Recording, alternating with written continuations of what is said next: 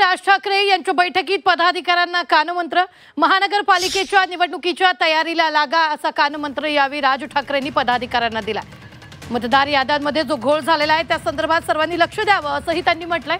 तर राहुल गांधींनी जो मत चोरी संदर्भात आवाज उठवलाय त्याबाबत सर्वांनी आपल्या प्रभागात लक्ष देऊन मतदार यादींबाबत जनजागृती करा, लोकसभेच्या निवडणुकीत बहिष्कार टाका असा सल्ला राज ठाकरेंनी विरोधी पक्षांना दिलेला होता।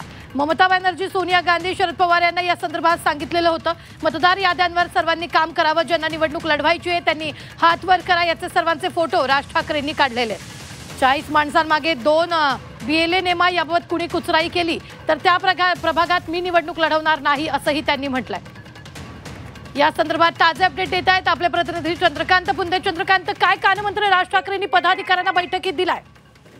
या बैठकीमध्ये पदाधिकाऱ्यांनी स्पष्ट सांगितलं, तुमच्या प्रभागात कामाला लागा, शाखाध्यक्ष नेमा, त्याच्याखाली 2 BLA नेमा, आणखी 2 प्रतिनिधी, आणि ते नेमले तर थोडक्यात पक्षाचा विस्तार केला तरच मी तुम्हाला निवडणूक लढवायला परमिशन देईल असं त्यांनी सज्जड दमच भरला। थोडक्यात मनसेमध्ये पुन्हा एकदा नवचैतन्य निर्माण करण्यासाठी पुण्यात कधी काळी याच पुण्यामध्ये मनसेचे 29 नगरसेवक आले होते। त्यानंतर मागच्या वेळेस अवघे 2 नगरसेवक आहेत, त्यातले एक वसंत मोरे शिवसेनेत गेलेत उभाटा गटात। त्यामुळे आता पुन्हा जर पक्षाला उभारी द्यायची असेल तर कुठेतरी भूमिका घेऊन, मेळावा घेऊन, त्यातलीच ही चाचपणी होती आणि ही तयारी होती। आणि या मेळाव्यामध्ये राज ठाकरेंनी शहरांचा कसा विस्का झालाय, म्हणजे मुंबईचा विस्का झालाय, काळ गेला, पण पुण्याचा विस्का अगदी काही अल्पावधीत होताना दिसतोय। आजच्या ट्रॅफिक मध्ये ते स्वतः अडकले त्याचं उदाहरण त्यांनी दिलं।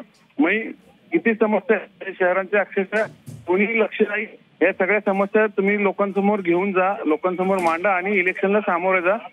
ती व्हायची नाही व्हायची ते आम्ही बघू पुढच्या पातळीवरती, तो तुमचा विषय नाही। तुम्ही तुमच्या वार्डामध्ये, प्रभागामध्ये आतापासून कामाला लागा असे स्पष्ट आदेश राज ठाकरेंनी या शाखाध्यक्ष बैठकीत दिलेले आहेत।